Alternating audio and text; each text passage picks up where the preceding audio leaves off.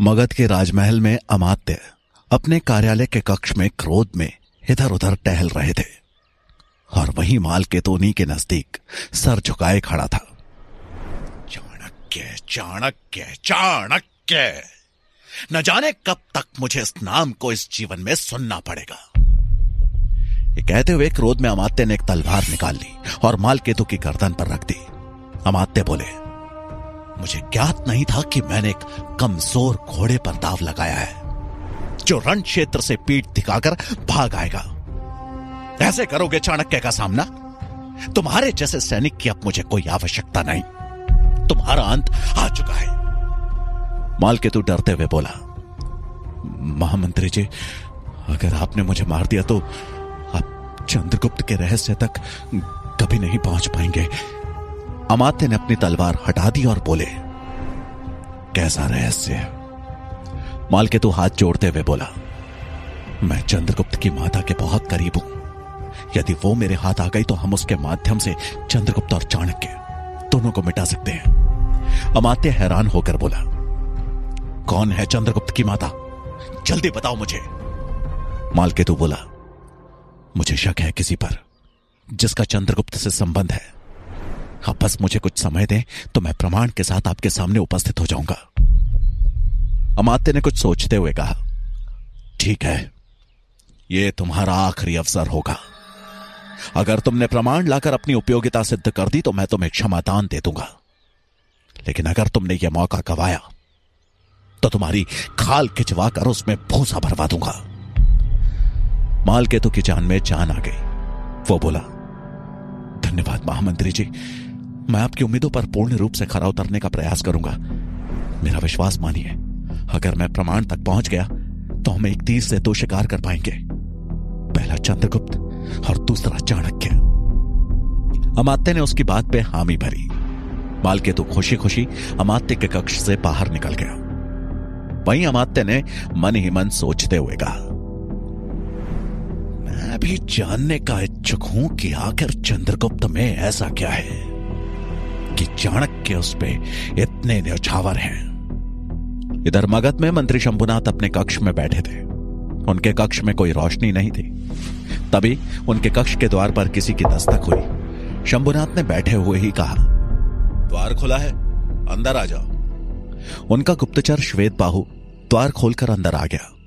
शंभुनाथ को अंधेरे में अकेला बैठा देखकर उसने पूछा, मंत्री जी, आप अंधेरे में क्यों बैठे हैं? इतना बोलकर वो रोशनी करने के लिए मशाल की तरफ बढ़ा तो शंभुनाथ ने उसे रोकते हुए कहा, रहने दो श्वेतबाहु, आज मैं भी अंधेरे का स्वाद चखना चाहता हूं। जब पूरा मगध ही अंधेरे में डूब रहा है तो मेरे कक्ष की रोशनी कितना उजाला दे सकती है? श्वेतबाहु ने मशाल जलाते हुए कहा, उजाला भले ही ना दे, लेकिन उजाले में बैठकर आप मगध के अंधकारमय भविष्य को प्रकाशित करने के बारे में कुछ सोच सकते हैं। वैसे आपके लिए एक सूचना है। शंभुनाथ बोले, कहो, क्या सूचना है? श्वेतबाहु बोला, अमात्य का एक सेवक मालकेतु तक्षशिला से आया है और साथ ही राजहंस नाम का एक अन्य व्यक्ति भी। उसने शंभुनाथ को वो सारा घटनाक्रम कह सुनाया जो उसने अमात्य के कार्यालय में देखा था।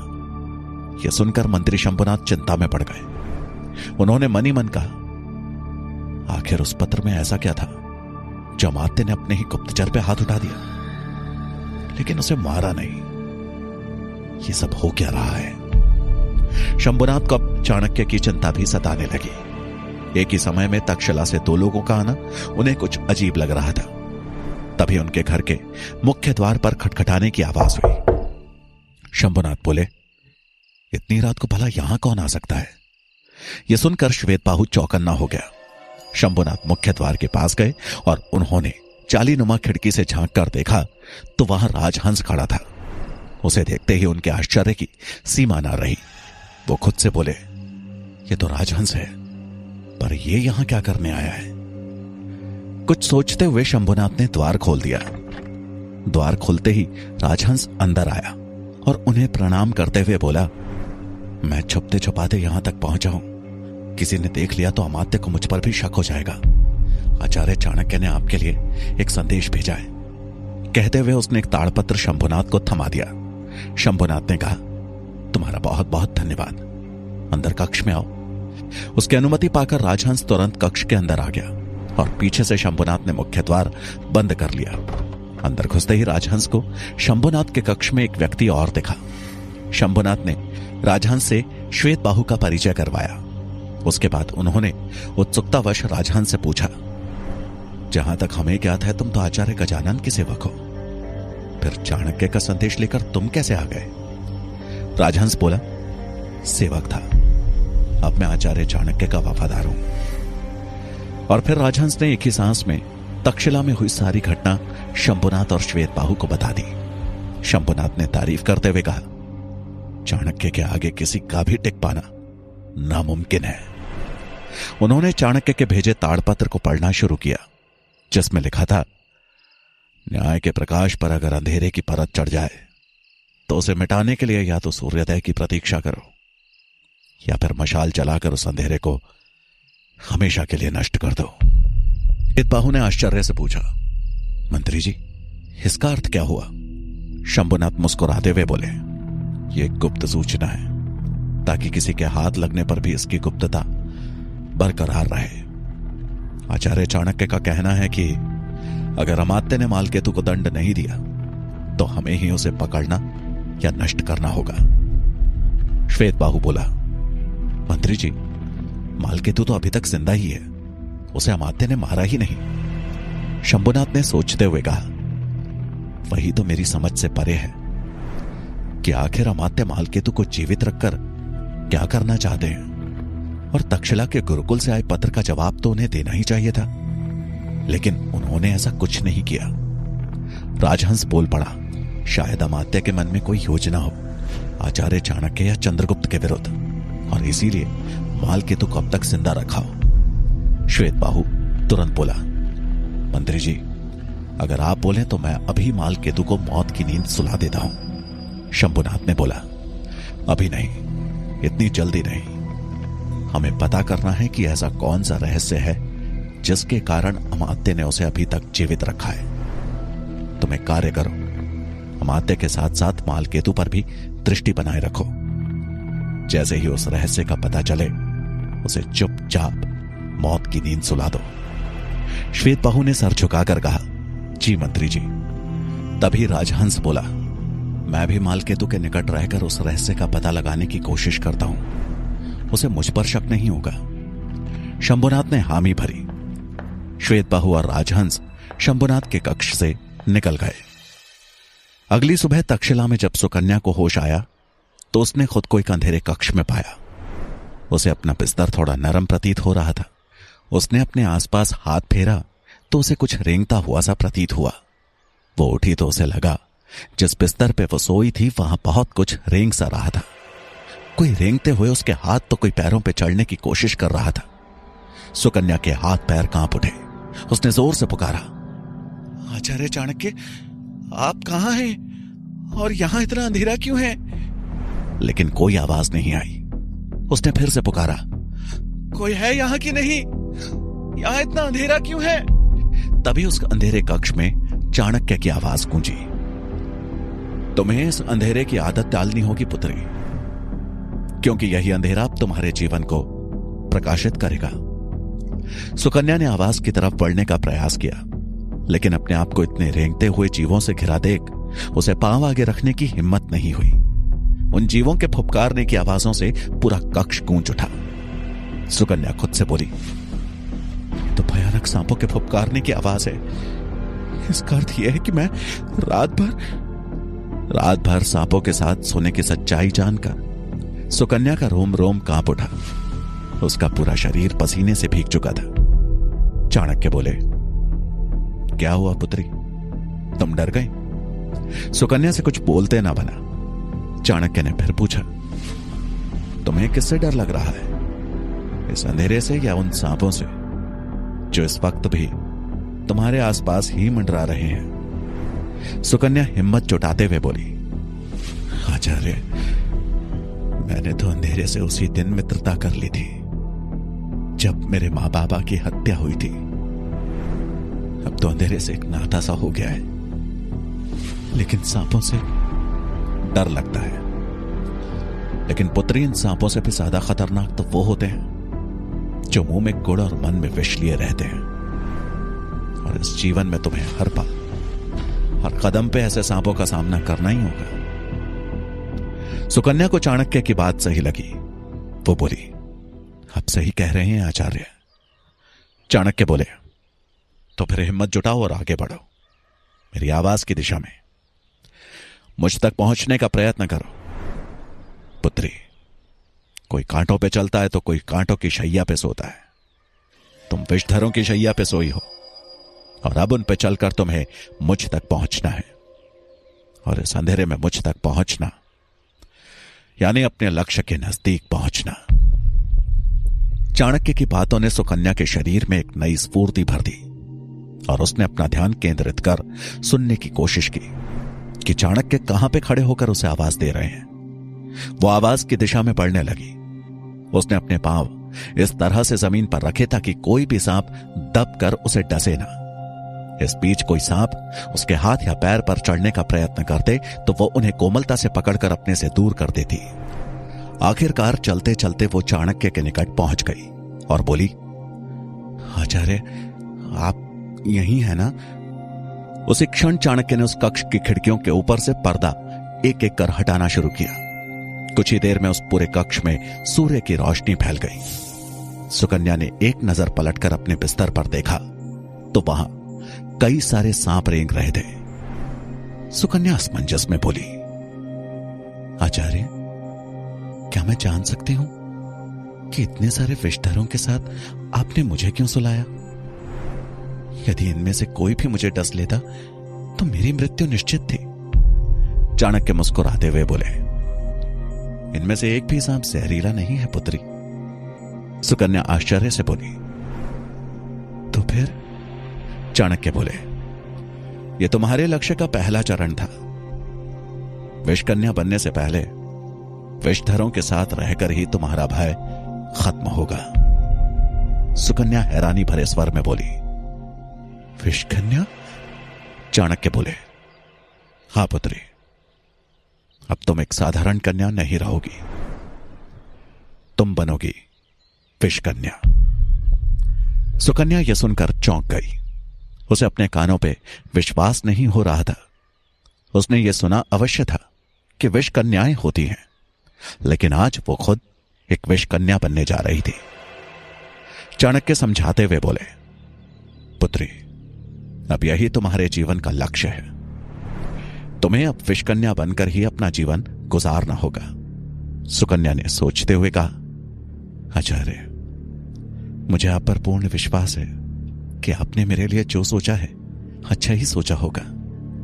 मैं अपने लक्ष्य को पाने का हर संभव प्रयास करूंगी। चाणक्य बोले, मुझे तुमसे ऐसी ही उम्मीद है। जहां तक्षशिला में सुकन्या को उसके जीवन का लक्ष्य प्राप्त हो चुका था, वहीं मगध में मालकेतु अपने लक्ष्य के नजदीक पहुंचने का हर संभव प्रयास कर रहा था। वो हर पल मुरा पे दृष्टि रखे हुए था। मुरा महारानी की सेवा के लिए उनके कक्ष में जा रही थी। उसने जैसे ही महारानी के कक्ष में कदम रखना चाहा, तभी पीछे से मालकेतु ने जोर से कहा, चंद्रगुप्त। किसी के मुंह से चंद्रगुप्त शब्द सुनकर मुरा के कदम वहीं कक्ष के बाहर ही ठहर गए। वो ठिठक कर वहीं खड़ी हो गई। मालकेतु ने एक बार फिर पुकारा, चंद्रगुप्त। मुरा ने यह सुना तो उसकी आंखों में आंसू आ गए। वो अचानक से पीछे पलटी और आवाज की दिशा में भागी। मुरा जैसे ही मालकेतु के पास पहुंचने वाली थी कि वो वहीं एक खंबे के पीछे छिप गया। मुरा ने ढूंढने का प्रयास किया कि उसके पुत्र का नाम कौन पुकार रहा था, लेकिन उसे वहां कोई नहीं दिखा। उसने खुद से कहा, आखिर यहां मेरे पुत्र का नाम कौन ले रहा था? मालकेतु ने जब यह सुना तो उसके चेहरे पे कुटिल मुस्कान आ गई। कौन है यहां? मुरा चिल्लाई, लेकिन उसे कोई जवाब नहीं मिला। मुरा खुद से बोली, यह अवश्य मेरा भ्रम था। हर घड़ी अपने पुत्र के बारे में सोचती हूं ना, इसलिए अब उसका नाम भी सुनाई देने लगा है। वो वहां से महारानी के कक्ष की तरफ चल दी। उसने अपनी तसल्ली के लिए एक बार फिर से मुड़कर देखा, लेकिन वहां उसे कोई नहीं दिखा। वो महारानी के कक्ष में प्रवेश कर गई। उसके महारानी के कक्ष में प्रवेश करते ही खंबे की ओट में छुपा मालकेतु बाहर निकला। उसके चेहरे पर मुस्कान थी। उसने मुस्कुराते हुए मन ही मन कहा, आखिरकार मेरा शक सत्य प्रतीत हुआ। यह औरत चंद्रगुप्त की मां ही है। अब मुझे इसके विरुद्ध बस प्रमाण हासिल करना है ताकि अमात्य का विश्वास मुझे फिर से हासिल हो सके। वो मुस्कुराते हुए मुरा के विरुद्ध प्रमाण की तलाश में वहां से निकल गया। तक्षशिला में चाणक्य अपनी कक्षा की ओर बढ़ ही रहे थे कि तभी तांबी उनके सामने आ खड़ा हुआ। उसके साथ सूरजमल भी था। तांबी कुछ चिंतित नजर आ रहा था। चाणक्य ने उससे पूछा, क्या हुआ तांबी, चिंतित नजर आ रहे हो? तांबी बोला, चिंता की ही बात है आचार्य। मेरा एक सेवक आज सुबह ही एक संदेश लेकर आया है। मेरे मूल के सभी आदिवासी अपना अपना घर छोड़कर पलायन कर रहे हैं। उन्होंने मुझे जल्दी ही वहां बुलाया है और यदि मैं समय पर नहीं पहुंचा तो वो सब वहां से चले जाएंगे। ये सुनकर चाणक्य सोच में पड़ गए। वो बोले, ठीक है, तुम जाने की तैयारी करो। उनकी बात सुनकर भी तांबी को संतोष नहीं हुआ। उसने कातर दृष्टि से सूरजमल की ओर देखा। चाणक्य उसके मन की बात भांप गए। चाणक्य बोले, कुछ कहना चाहते हो तो स्पष्ट कहो। तांबी बोला, आचार्य, आपने कहा था कि आप भी मेरे साथ चलेंगे और मेरे लोगों को समझाएंगे। हां, मुझे याद है।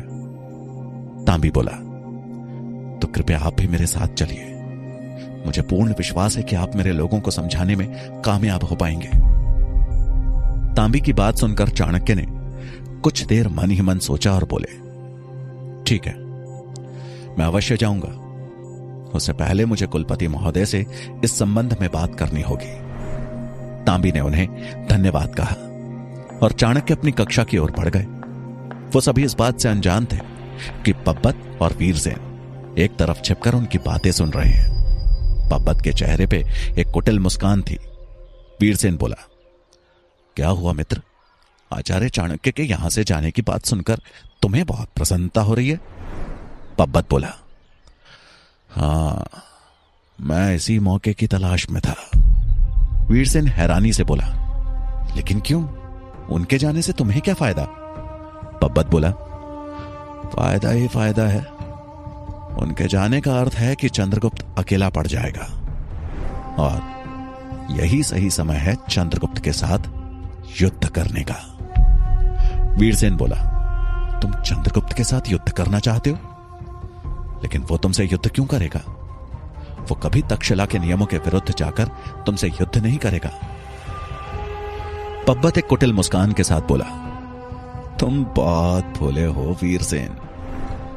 घी जब सीधी उंगली से ना निकले तो उंगली टेढ़ी करनी चाहिए। मैंने आचार्य चाणक्य से ही सीखा है कि जो काम शस्त्र से ना बने वहां बुद्धि का इस्तेमाल करो। तुम देखते जाओ मैं क्या करता हूं। चंद्रगुप्त खुद आकर मुझसे युद्ध करेगा। वीरसेन पब्बत की बातें सुनकर हैरान था। वहीं पब्बत मुस्कुरा रहा था। आखिर ऐसी कौन सी योजना थी पब्बत के दिमाग में जिसके चलते चंद्रगुप्त खुद उससे युद्ध करने के लिए तैयार हो जाएगा? क्या होगी मालकेतु की अगली चाल? क्या सुकन्या विषकन्या का अगला चरण भी पूरा कर पाएगी? जानने के लिए सुनिए चाणक्य का अगला भाग।